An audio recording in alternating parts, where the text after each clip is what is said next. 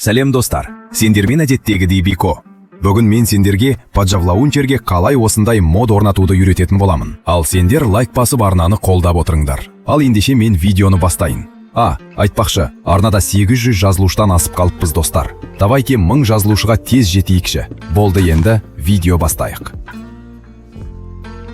Енді алдымен мод орнатпас бұрын бізге Force жүктеу керек. Ол үшін осы жерді басып, кейін Новая профиль деген жерді басамыз. Енді версия, Force дегенді басып, өзімізге керек версияны таңдап басамыз. Маған 1.12.2 керек. Себебі, ол версияда мод көп және оптимизация жоғары. Енді ең жоғарғысын таңдап, оны жүктейміз.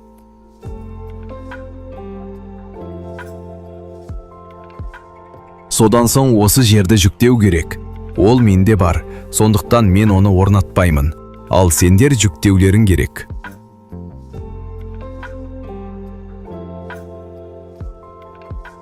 Енді играть дегенді басып, ойынға кіріп шығу керек. Әйтпесе, mods файлы шықпай қалады.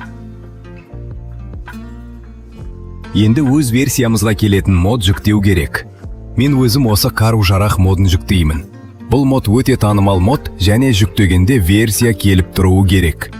Мысалы, менде версия 1.12.2 болса, онда мод міндетті түрде 1.12.2 болуы керек. Әйтпесе мод жұмыс жасамайды. Енді сендер модты жүктеулерің керек. Ол менде бар, сондықтан мен жүктемеймін.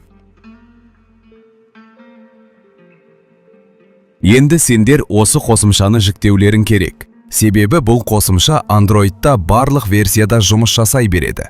Ал бұл қосымшаның сілтемесін мен өзімнің Telegram арнама салып қоямын. Енді download деген файлды тауып ішіне кіреміз. Кейін бағана көшірген модты тауып, төбедегі 3 нүктені басып, копировать деген кнопканы басып, жоғардағы 3 сызықты басып, төменге түсіп, Паджавлаунчерді таңдаймыз.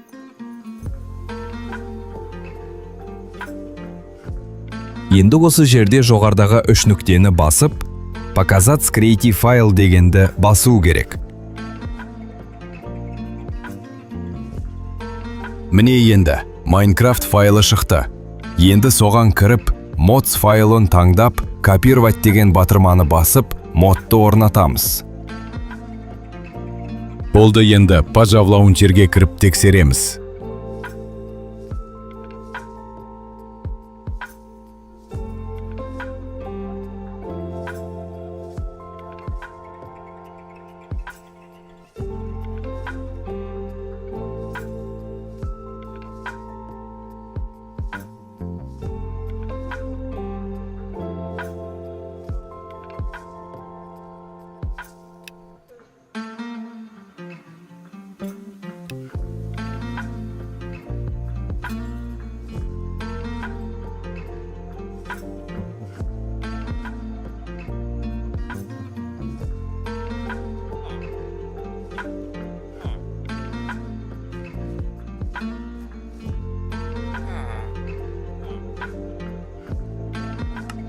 Мінекей мод, көріп тұрғандарыңыздай сәтті орнатылды.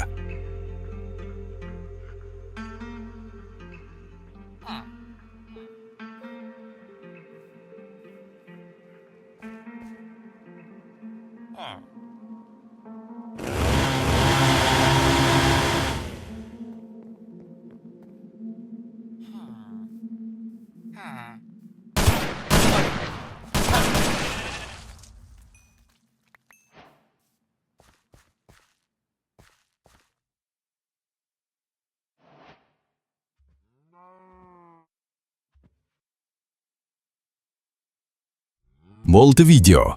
Осымен аяғына жетті. Видео ұнаса, арнаға жазылып тез 1000 жазылушыға жеткізіп жіберейік. Және Telegram арнаға тіркелуді ұмытпа.